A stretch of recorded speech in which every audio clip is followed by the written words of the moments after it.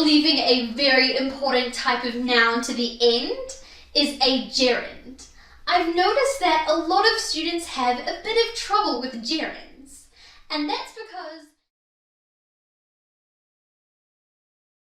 Hello everyone, I hope that you're having a wonderful day today. Welcome back to an English lesson with me, Countable.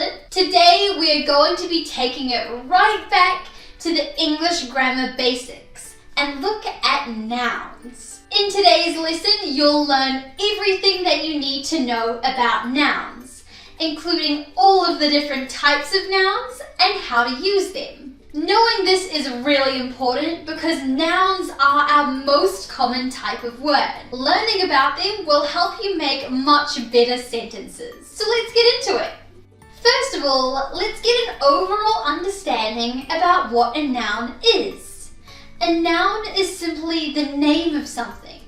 That could be the name of a person, place, thing, or idea. If you look around you, you'll see nouns everywhere. Phone is a noun, love is a noun, even burger is a noun. Your name is also a noun. Your name, though, is a special type of noun, called a proper noun. A proper noun is the specific name of a person or place. A proper noun will always start with a capital letter, like my name is a proper noun, Catalan. India is a proper noun. Mount Everest is a proper noun. All of these are specific names of people and places. This is what makes them proper nouns. All other types of nouns are called common nouns. So which of these are proper nouns and which are common nouns? Post your answers down in the comments below. Common nouns can be further separated into 3 different groups. We have concrete nouns, abstract nouns, and collective nouns. A concrete noun is something that is real. You can see it, touch it, feel it, smell it, or hear it. For example, phone, I use my phone. Or shoe, I put on my shoe. Both of these things are things that we can touch and feel. They're real. An abstract noun is something that you can't touch. It's just an idea, like the nouns of truth and time. You can't touch, see, feel, hear, or smell time and truth. They're abstract ideas. And finally, a collective noun is a noun that shows a group of things. We have lots of different collective nouns in English, and we have some especially interesting ones for groups of animals. For example, a group of crows is called a murder, a group of jellyfish is called a smack, and a group of elephants is called a parade. Another important thing to know about nouns is that they can be countable or uncountable. What does that mean? Let's first find out what an uncountable noun is. Well, an uncountable noun is a noun that can't be counted. You can't put a number right before the word, and you can't make it plural. For example, the word money. You can't say 3 monies because money is an uncountable noun. A countable noun, on the other hand, can be counted. You can put a number right before the noun, and you can make it plural. For example, 3 bananas. Knowing whether a noun is countable or uncountable is really important because this is what decides whether you should use a or the in front of the word. And I know this is something that a lot of English learners struggle with. So if you would like to learn more about this, you can watch my or the video down in the description box below. Another type of noun is a possessive noun. How we make a possessive noun is by taking a noun and then adding apostrophe s to it. This turns it into a possessive. This shows that something belongs to that thing. For example, if we take the noun father and then we add apostrophe s, it turns into fathers. Now this means that something belongs to father.